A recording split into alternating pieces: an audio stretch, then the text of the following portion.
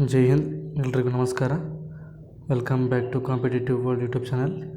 So ಇವತ್ತಿನ ಒಂದು Agniveer exam start ಆಗಿದ್ದಾವೆ. ಈಗಾಗಲೇ ನಾನು ಮೊದಲನೇ ಶಿಫ್ಟ್ ವಿಡಿಯೋ ಮಾಡಿದ್ದೀನಿ. ಸೊ ಆ ಒಂದು ವಿಡಿಯೋಗೆ ಎಲ್ಲರೂ ತುಂಬ ಚೆನ್ನಾಗಿ ಸಪೋರ್ಟ್ ಕೊಡ್ತಾಯಿದ್ದೀರಿ. ಸೊ ಇದು ಸೆಕೆಂಡ್ ಶಿಫ್ಟ್ ವಿಡಿಯೋ. ಭಾಳ ಜನ ಕಮೆಂಟ್ ಮಾಡ್ತಾಯಿದ್ದೀರಿ ಸೈನ್ಸ್ ಕ್ವಶನ್ ತೊಗೊಂಬನ್ನಿ ಅಂತ. ಸೊ ನಾನು ಟ್ರೈ ಮಾಡ್ತೀನಿ, ಎಷ್ಟಾಗ್ತವೋ ಅಷ್ಟು ಕ್ವಶನ್ ತೊಗೊಂಬರ್ತೀನಿ. ಓಕೆ, ಸೊ ನೋಡೋಣ ಯಾವ ಥರ ಸೆಕೆಂಡ್ ಶಿಫ್ಟ್ನಲ್ಲಿ ಜಿ ಕೆ ಕ್ವಶನ್ ಕೇಳಿದಾರಂತ. ಓಕೆ, ಮೊದಲನೇ ಪ್ರಶ್ನೆ, ಭಾರತದ ಪ್ರಸ್ತುತ ಮುಖ್ಯ ಚುನಾವಣಾ ಆಯುಕ್ತರು ಯಾರದಾರಂತ ಕ್ವಶನ್ ಕೇಳಿದಾರ ಸೆಕೆಂಡ್ ಶಿಫ್ಟ್ನಲ್ಲಿ. ಇದು ಕರೆಂಟ್ ಅಫೇರ್. ಯಾರದಾರಪ್ಪ ಅಂದ್ರೆ ಆಪ್ಷನ್ ಸಿ ಜ್ಞಾನೇಶ್ ಕುಮಾರ್ ಅವರು. ಸೊ ಪ್ರಸ್ತುತ ಭಾರತದ ಮುಖ್ಯ ಚುನಾವಣಾ ಅಧಿಕಾರಿಯವರು. ಓಕೆ, ಸೊ ಇವರು ಫೆಬ್ರವರಿ 19, 2025 ರಾಷ್ಟ್ರಪತಿ ಮುಖಾಂತರ 26ನೇ ಮುಖ್ಯ ಚುನಾವಣಾ ಆಯುಕ್ತರಾಗಿ ಅಧಿಕಾರವನ್ನು ವಹಿಸಿಕೊಂಡಾರ.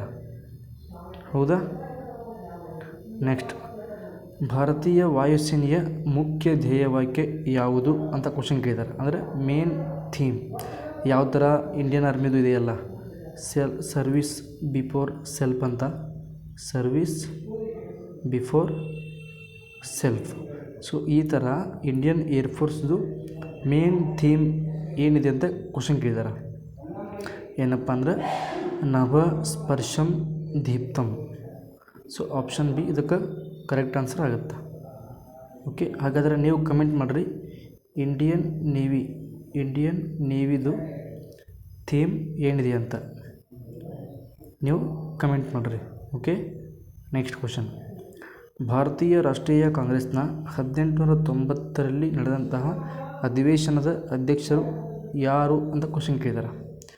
ಯಾರಪ್ಪ ಅಂದ್ರೆ ಆಪ್ಷನ್ ಸಿ ಫಿರೋಜ್ ಶಾ ಮೆಹ್ತಾ. ಹೌದು, ದೆಹಲಿಯಲ್ಲಿ ನಡೆದಂತಹ, ಕಲ್ಕತ್ತಾದಲ್ಲಿ ನಡೆದಂತಹ ಈ ಒಂದು ಅಧಿವೇಶನದ ಅಧ್ಯಕ್ಷತೆಯನ್ನು ವಹಿಸಿರ್ತಕ್ಕಂಥ ವ್ಯಕ್ತಿ ಫಿರೋಜ್ ಶಾ ಮೆಹ್ತಾ ಅವರು. ಹೌದಾ? ಗೊತ್ತಿರಲಿ. ನೆಕ್ಸ್ಟು, ಆರ್ಯ ಸಮಾಜದ ಸ್ಥಾಪಕರು ಯಾರಂತ ಕ್ವಶನ್ ಕೇಳಿದ್ದಾರೆ ಇವತ್ತು ಸೆಕೆಂಡ್ ಶಿಫ್ಟ್ನಲ್ಲಿ. ಸೊ ಆರ್ಯ ಸಮಾಜದ ಸ್ಥಾಪಕರು ಯಾರಪ್ಪ ಅಂದ್ರೆ ಸ್ವಾಮಿ ದಯಾನಂದ ಸರಸ್ವತಿಯವರು. ಹೌದಾ? 1875ರಲ್ಲಿ ಬಾಂಬೆಯಲ್ಲಿ ಈ ಒಂದು ಸಮಾಜವನ್ನು ಸ್ಥಾಪನೆ ಮಾಡ್ತಾರೆ. ವೇದಗಳಿಗೆ ಹಿಂತಿರುಗಿ ಅನ್ನೋ ಕರೆಯನ್ನು ನೀಡ್ತಾರೆ ಮತ್ತು ಸತ್ಯಾರ್ಥ ಪ್ರಕಾಶ ಎನ್ನುವಂತಹ ಪತ್ರಿಕೆಯನ್ನು ಹೊರಡಿಸ್ತಾರೆ. ಹೌದಾ? ಯಾರು? ಸ್ವಾಮಿ ದಯಾನಂದ ಸರಸ್ವತಿಯವರು. ಸೊ ಹಾಗಾದರೆ ರಾಜಾರಾಮ್ ಮೋಹನ್ ರಾಯ್ ಏನು ಸ್ಥಾಪನೆ ಮಾಡ್ತಾರೆ? ಬ್ರಹ್ಮ ಸಮಾಜ ಸ್ಥಾಪನೆ ಮಾಡ್ತಾರೆ. ಹೌದಾ? ನೆಕ್ಸ್ಟು, ಇನ್ನು ಸ್ವಾಮಿ ವಿವೇಕಾನಂದವರು ರಾಮಕೃಷ್ಣ ಮಿಷನ್ ಸಂಸ್ಥೆಯನ್ನು ಸ್ಥಾಪನೆ ಮಾಡ್ತಾರೆ. ಯಾವುದು? ರಾಮಕೃಷ್ಣ ಮಿಷನ್. ಹೌದಾ? ನೆಕ್ಸ್ಟ್ ಕ್ವಶನ್, ಈ ಒಂದು ಸಂತಾಲ ದಂಗೆ ಯಾವ ವರ್ಷದಲ್ಲಿ ಪ್ರಾರಂಭವಾಯಿತು ಅಂತ ಕ್ವಶನ್ ಕೇಳಿದ್ದಾರೆ. ಸೊ ಒಡಿಶಾದಲ್ಲಿ ನಡೆದಂತಹ ಈ ಒಂದು ಸಂತಾಲ ದಂಗೆ ಪ್ರಾರಂಭವಾಗಿದ್ದು 1885ರಲ್ಲಿ. ಯಾವಾಗ? 1855ರಲ್ಲಿ. ಆಪ್ಷನ್ ಬಿ ಕರೆಕ್ಟ್ ಆನ್ಸರ್ ಆಗುತ್ತೆ ಇದಕ್ಕೆ. ಸೊ ಈ ಒಂದು ಸಂತಾಲ ದಂಗೆ ಜೂನ್ 30, 1855ರಲ್ಲಿ ಪ್ರಾರಂಭವಾಯಿತು. ಈ ದಂಗೆಯನ್ನು ಸಿದ್ದು ಕಾನ್ಹು ಚಾಂದ್ ಮತ್ತು ಭೈರವ್ ಮುರ್ಮು ಎಂಬ ನಾಯಕತ್ವದಲ್ಲಿ ನಡೆಸಲಾಯಿತು. ಸೊ ಮುಂದೆ ನಿಮಗೆ ಕ್ವಶನ್ ಕೇಳ್ಬೋದು, ಸಂತಾಲ ದಂಗೆಯ ನಾಯಕತ್ವ ವಹಿಸಿರ್ತಕ್ಕಂಥ ಆ ನಾಯಕರು ಯಾರಪ್ಪ ಅಂತ ಕ್ವಶನ್ ಕೇಳ್ಬೋದು. ಓಕೆ, ಅದಕ್ಕೆ ಇದೊಂದು ಮೋಸ್ಟ್ ಯೂಸ್ಫುಲ್ ಇನ್ಫಾರ್ಮೇಷನ್. ಹೌದಾ? ನೆಕ್ಸ್ಟ್, 2028ರ ವಿಶ್ವ ಅಥ್ಲೆಟಿಕ್ಸ್ ಇಂಡೋರ್ ಚಾಂಪಿಯನ್ಶಿಪ್ನ ಆತಿಥೇಯ ನಗರ ಯಾವುದು ಅಂತ ಕ್ವಶನ್ ಕೇಳಿದ್ದಾರೆ. ಯಾವುದಪ್ಪ ಅಂದರೆ ಒಡಿಶಾದ ಭುವನೇಶ್ವರ.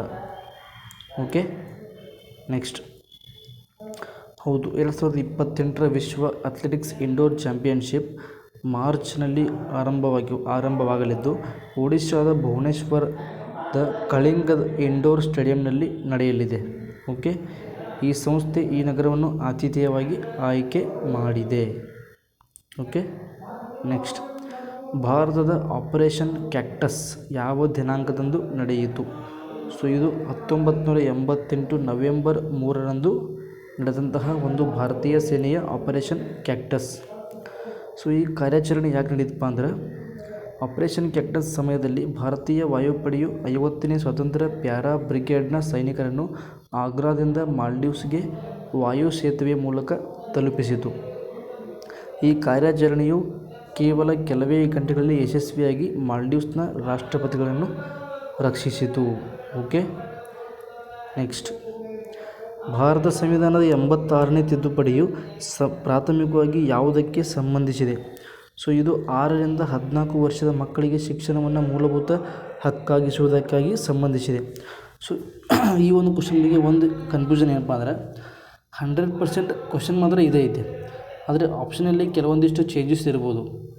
ಓಕೆ, ಕ್ವಶನ್ ಮಾತ್ರ 100% ಕರೆಕ್ಟು, ಆದರೆ ಆಪ್ಷನನ್ನು ಯಾರೂ ಸರಿಯಾಗಿ ನೆನಪಿಟ್ಕೊಂಡು ಬಂದಿರೋದಿಲ್ಲ ಬಹಳಷ್ಟು ಜನ ಅಭ್ಯರ್ಥಿಗಳು. ಕ್ವಶನ್ ಮಾತ್ರ 100% ಗೊತ್ತಿರುತ್ತೆ, ಆದರೆ ಆಪ್ಷನ್ ಕರೆಕ್ಟ್ ಆನ್ಸರ್ ಅವ್ರಿಗೆ ಗೊತ್ತಿರೋದಿದೆ ಅವ್ರು ಏನಾದರೂ ಹಾಕಿದರೆ. ಆದರೆ ಉಳಿದಿರೋ 3 ಆಪ್ಷನ್ ಅವರಿಗೆ ಕನ್ಫರ್ಮ್ ಆಗಿ ಗೊತ್ತಿರೋಂಗಿಲ್ಲ ಯಾವ ಥರ ಬಂದಿದ್ವು ಅಂತ. ಓಕೆ, ಸೊ ಅದಕ್ಕೆ ಕ್ವಶನ್ ಮಾತ್ರ 100% ಕನ್ಫರ್ಮ್, ಅಷ್ಟು question 100% confirm question. Okay, next, ಉತ್ತರ ಪ್ರದೇಶದ ಅತಿ ದೊಡ್ಡ ನದಿ ಜಲಾನಯನ ಪ್ರದೇಶವನ್ನು ಪ್ರಧಾನವಾಗಿ ಯಾವ ನದಿ ಮತ್ತು ಅದರ ಉಪನದಿಗಳು ನಿರ್ಮಿಸಿವೆ? ಅದರ ಉಪನದಿ ಕೇಳಿದ್ರು ಇಲ್ಲ ಅಂತ ಕನ್ಫರ್ಮ್ ಗೊತ್ತಿಲ್ಲ, ಅದರ ನದಿ ಮಾತ್ರ ಕೇಳಿದ್ರು. ಅದು ಯಾವ ನದಿಪ್ಪ ಅಂದ್ರೆ ಆಪ್ಷನ್ ಸಿ, ಗಂಗಾ ನದಿ. ಓಕೆ, ಭಾರತದ ಅತ್ಯಂತ ಉದ್ದವಾದ ನದಿ ಗಂಗಾ ನದಿ. ಹೌದಾ? ನೆಕ್ಸ್ಟ್, ಪಂಚಾಯತ್ ರಾಜ್ನ 3 ಸ್ತರೀಯ ವ್ಯವಸ್ಥೆಯಲ್ಲಿ ಈ ಕೆಳಗಿನವುಗಳಲ್ಲಿ ಯಾವುದೂ ಸೇರುವುದಿಲ್ಲ? ಸೊ ಇದು ಆಪ್ಷನ್ ಮೇಲೆ ಡಿಪೆಂಡ್ ಆನ್ಸರ್ ಯಾವ ಥರ ಮಾಡಬೇಕಂತ. ಅವ್ರ ಆಪ್ಷನ್ನಾಗ ಯಾವ ರೀತಿ ಕೇಳಿರ್ಬೋದು, ಜಿಲ್ಲಾ ಪಂಚಾಯತಿ ಕೇಳಿರ್ಬೋದು, ಗ್ರಾಮ ಪಂಚಾಯಿತಿ ಮತ್ತು ತಾಲೂಕು ಪಂಚಾಯಿತಿ. ಸೊ ಇವು 3 ಕೂಡ ಈ ಒಂದು ಪಂಚಾಯತ್ನ 3 ಸ್ತರೀಯ ವ್ಯವಸ್ಥೆಯಲ್ಲಿ ಕಂಡು ಬರ್ತಾವೆ. ಸೊ ಈ 3 ಪಂಚಾಯಿತಿಯನ್ನು ಕೊಟ್ಟು ಅವರು 4ನೇ ಆಪ್ಷನಲ್ಲಿ ನಗರಸಭೆ ಅಂತ ಕೊಟ್ಟಿರ್ಬೋದು. ಹೌದಾ? ನಗರ ಪಾಲಿಕೆ ಅಂತ ಕೊಟ್ಟಿರ್ಬೋದು. ಸೊ ಆಪ್ಷನ್ ಮೇಲೆ ಡಿಪೆಂಡ್ ಯಾವ ಥರ ಆನ್ಸರ್ ಬರುತ್ತೆ ಅಂತ. ಓಕೆ, ಇದರ ಕರೆಕ್ಟ್ ಆನ್ಸರ್ ಯಾವ್ದು ಬರುತ್ತಪ್ಪ ಅಂದರೆ ನ್ಯಾಯ ಪಂಚಾಯತ್ ಅಂತ ಕೊಟ್ಟಿದ್ದೀವಿ ನಾವು ತಾತ್ಕಾಲಿಕವಾಗಿ. ಇದು ಆಪ್ಷನ್ ಮೇಲೆ ಡಿಪೆಂಡ್ ಆನ್ಸರ್ ಯಾವ ರೀತಿ ಇದೆ ಅಂತ. ಓಕೆ, ಇನ್ನು ಕ್ರೀಡಾಪಟು ಮುರಳಿ ಶ್ರೀಶಂಕರ್ ಅವರು ಯಾವ ಕೆಳಗಿನ ಕ್ರೀಡೆಗೆ ಸಂಬಂಧಿಸಿದವರಾಗಿದ್ದಾರೆ ಅಂದ್ರೆ ಇವರು ಲಾಂಗ್ ಜಂಪ್ ಕ್ರೀಡೆಗೆ ಸಂಬಂಧಿಸಿದ ಒಬ್ಬ ಕ್ರೀಡಾಪಟು. ಓಕೆ, ಇವರು 2022ರ ಕಾಮನ್ವೆಲ್ತ್ ಕ್ರೀಡಾಕೂಟ ಮತ್ತು 2023ರ ಏಷ್ಯನ್ ಗೇಮ್ಸ್ ಕ್ರೀಡಾಕೂಟ ಎರಡರಲ್ಲೂ ಕೂಡ ಬೆಳ್ಳಿ ಪದಕವನ್ನು ಗೆದ್ದಾರೆ. 2022ರಲ್ಲಿ 8.36 ಮೀಟರ್ ರಾಷ್ಟ್ರೀಯ ದಾಖಲೆಯನ್ನು ಕೂಡ ಇವರು ಹೊಂದಿದ್ದಾರೆ. ಓಕೆ, ನೆಕ್ಸ್ಟ್, ಕೆಳಗಿನ ನದಿಗಳಲ್ಲಿ ಯಾವುದು ಬಂಗಾಳ ಕೊಲ್ಲಿಯ ಕಡೆಗೆ ಹರಿಯುವುದಿಲ್ಲ ಅಂತ ಕ್ವಶನ್ ಕೇಳಿದ್ದಾರೆ. ಯಾವ ನದಿಪ್ಪ ಅಂದರೆ ಇದು ಕೂಡ ಆಪ್ಷನ್ ಮೇಲೆ ಡಿಪೆಂಡ್ ಆಗುತ್ತೆ. ಯಾವುದಪ್ಪ ಅಂದರೆ ಕೊಟ್ಟಿರ್ತಕ್ಕಂಥ ನಾನು ತೊಗೊಂಡಿರ್ತಕ್ಕಂಥ ಆಪ್ಷನಲ್ಲಿ ನರ್ಮದಾ ನದಿ ಅರಬ್ಬಿ ಸಮುದ್ರವನ್ನು ಸೇರ್ತದೆ. ಈ ನದಿಯನ್ನು ಹೊರತುಪಡಿಸಿ ಈ 3 ನದಿಗಳು ಗಂಗಾ, ಗೋದಾವರಿ ಮತ್ತು ಕೃಷ್ಣ ಬಂಗಾಳ ಕೊಲ್ಲಿಯನ್ನು ಸೇರ್ತವೆ. ಸೊ ನಿಮಗೆ ಕೊಟ್ಟಿರ್ತಕ್ಕಂಥ ಆಪ್ಷನಲ್ಲಿ ಏನಾದರೂ ಅರಬ್ಬಿ ಸಮುದ್ರವನ್ನು ಸೇರ್ತಕ್ಕಂಥ ನದಿ ಕೊಟ್ಟಿದ್ದರೆ ಅದೇ ಆನ್ಸರ್ ಕರೆಕ್ಟ್ ಆಗುತ್ತೆ. ಓಕೆ, ನೆಕ್ಸ್ಟ್, ಸೊ ಇದಿಷ್ಟು GK question. Next maths question ನೋಡೋಣ ಯಾವ ಥರ ಬಂದಿದ್ದು ಅಂತ. ಓಕೆ, ಮ್ಯಾಥ್ಸ್ ಕ್ವಶನಲ್ಲಿ ಒಂದು ಸಿಂಪಲ್ ಇಂಟ್ರೆಸ್ಟ್ ಕ್ವಶನ್ ಕೇಳಿದರು.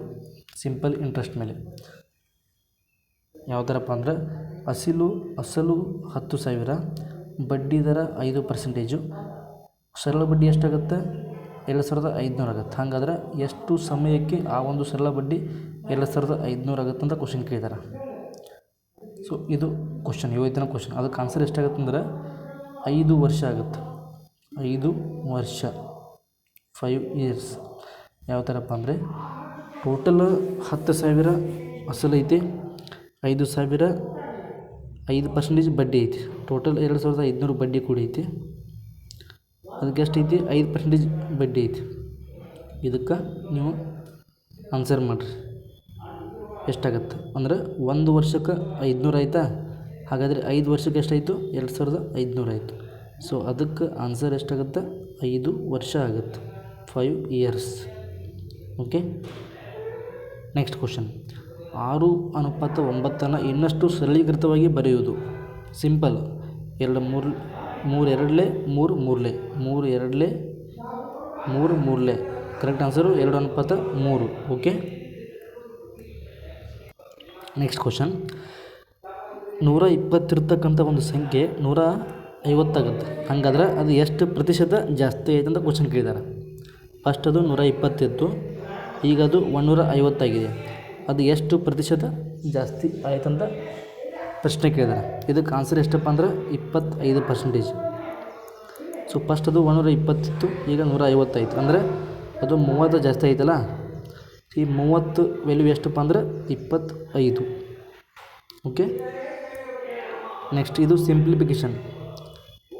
ಇದನ್ನು ನೀವೇ ಸಾಲ್ವ್ ಮಾಡಿರಿ, ಆನ್ಸರ್ನ ಕಮೆಂಟ್ನಲ್ಲಿ ತಿಳಿಸ್ರಿ. Next question. 700ರ 30% ಪ್ಲಸ್ 20% ಎಷ್ಟಾಗುತ್ತೆ ಅಂತ ಕೇಳ್ತಾರೆ. ಡೈರೆಕ್ಟ್ ಏನಪ್ಪ ಅಂದರೆ 700ರ 50% ಎಷ್ಟಾಗುತ್ತೆ ಅಂತ ಕೇಳ್ತಾರೆ ಅವರು. 700ರ 50%, 30 ಪ್ಲಸ್ 20 ಕೂಡಿಸ್ರಿ 50 ಆಗುತ್ತಲ್ಲ. ಸೊ 700 ಅನ್ನೋದು ಎಷ್ಟಾಗುತ್ತೆ? 100%. ಹಾಗಾದ್ರೆ 50ರ ವ್ಯಾಲ್ಯೂ ಎಷ್ಟಾಗುತ್ತೆ? 51 1 52 2 1 2 350. ಸೊ ಆನ್ಸರು 350 ಆಗುತ್ತೆ. ಓಕೆ, ಸೊ ಅದಿಷ್ಟು ಮ್ಯಾಥ್ಸ್ ಕ್ವಶನ್ ಆಯಿತಾ. ನೆಕ್ಸ್ಟು ಈ ರೀತಿ ಸೈನ್ಸ್ ಕ್ವಶನ್ ಕೇಳಿದ್ದಾರೆ. ಸೂರ್ಯನಲ್ಲಿರುವ ವಿಟಮಿನ್ ಯಾವುದು? ನೀರು ಯಾವ ರೀತಿಯ ದ್ರವ್ಯ? ಲೈಂಗಿಕ ಸಂತಾನೋತ್ಪತ್ತಿಯಲ್ಲಿ ನಿಶೇಚನ ನಡೆದ ಮೇಲೆ ಏನು ಉತ್ಪಾದನೆಯಾಗುತ್ತದೆ? ಅದು ಆನ್ಸರ್ ಯುಗ್ಮಜ. ಓಕೆ, ಇನ್ನು ಸ್ಪೀಡೋಮೀಟ್ರನ್ನ ಏನನ್ನು ಅಳೆಯಲು ಬಳಸ್ತಾರೆ? ಸೊ ಈ ರೀತಿ ಕ್ವಶನ್ ಕೇಳಿದ್ದಾರೆ. ಸೊ ಇದಿಷ್ಟು ಸೆಕೆಂಡ್ ಶಿಫ್ಟ್ ಕ್ವಶನ್ ಅನಾಲಿಸಿಸ್ ಆಗಿತ್ತು. ಸಿಗೋಣ ಮುಂದಿನ ವಿಡಿಯೋದಲ್ಲಿ. ಅಲ್ಲಿವರೆಗೂ ಎಲ್ಲರೂ ಚೆನ್ನಾಗಿ ಸ್ಟಡಿ ಮಾಡಿ. All the best. Thank you.